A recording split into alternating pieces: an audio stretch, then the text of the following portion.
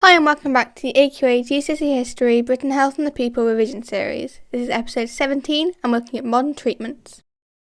In the late 1800s, the chemical industries in places such as Britain, Germany, Switzerland and the United States began to grow. The late 19th and 20th centuries saw the discovery of new drugs including aspirin, insulin and penicillin. The chemical companies were best placed to manufacture these new drugs and medicines on large scales and make them available for lots of people.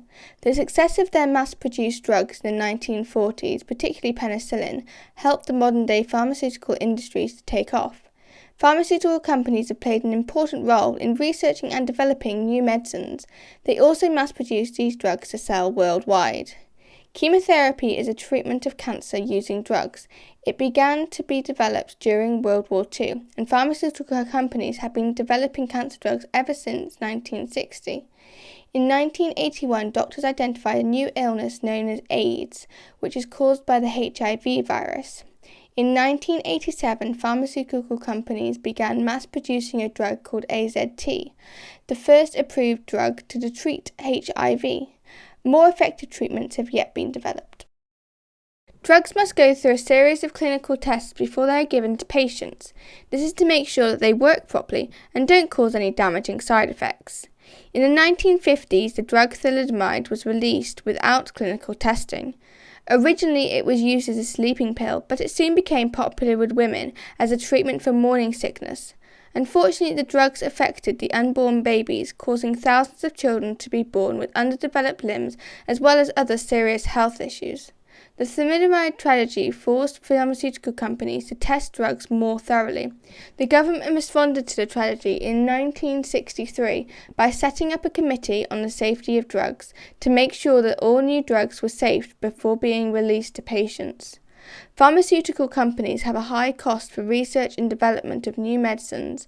Rare diseases sometimes go unresearched because companies tend to focus on treatment for more common diseases that will make a lot of money. Antibiotic resistance is where a type of bacteria adapts so it isn't affected by any antibiotics. This resistance develops when doctors and patients overuse antibiotics. The more antibiotics are used, the more likely that bacteria will become resistant to them. This is where superbugs begin to form, such as MRSA. Advances in science and technology have led to improvements in treatments of disease such as cancer. The discovery of radiation between 1896 and 1898 by Antonin Becquerel, Marie Curie and Pierre Curie led to the creation of radiation therapy. Radiation therapy is the use of radiation to kill cancer cells. The development of lasers since the 1950s led their way to widespread use in medicine in the 1980s. Laser surgery is used to correct vision problems, and lasers are also used in cancer treatments and dentistry. Advances in video technology led to the development of keyhole surgery in the late 1980s. A type of camera called an endoscope is put through a small cut, letting the surgeon see inside the body. Other surgical instruments are then introduced through even smaller cuts in the skin. Keyhole surgery is used to investigate the causes of the pain or infertility, and it is also used to remove cysts and or the appendix. In 1905, the first successful transplant of the cornea of the eye was performed. The first complete organ to be successfully transplanted was a kidney. Liver, lungs, pancreas and bone marrow can now also be transplanted.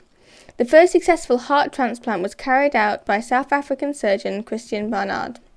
In 1967, the patient only survived for 18 days, but he had died of pneumonia. The problem is rejection. The immune system attacks the implant, and the success of an early transplant operation was limited because doctors lacked the effective immunosuppressants. Since the 1970s, researchers have developed increasingly effective immunosuppressants, making transplants safer and more likely to be successful. Mistrust of modern medicine and technology means some people use alternative therapies instead. Acupuncture is a method of putting needles in specific points of the patient's skin to relieve pain. Homeopathy is a treatment used extremely weak solutions of natural substances. Unlike mainstream treatments, alternative therapies aren't based on evidence gathered from scientific research. As a result, there's very little scientific evidence that alternative treatments work effectively, and some doctors believe that they might do more harm than good. So that's the end of episode 17 of the AQA GCSE History, Britain, Health and the People revision series. Next episode we'll be looking at the liberal and social reforms. Thank you for watching and I hope you enjoyed.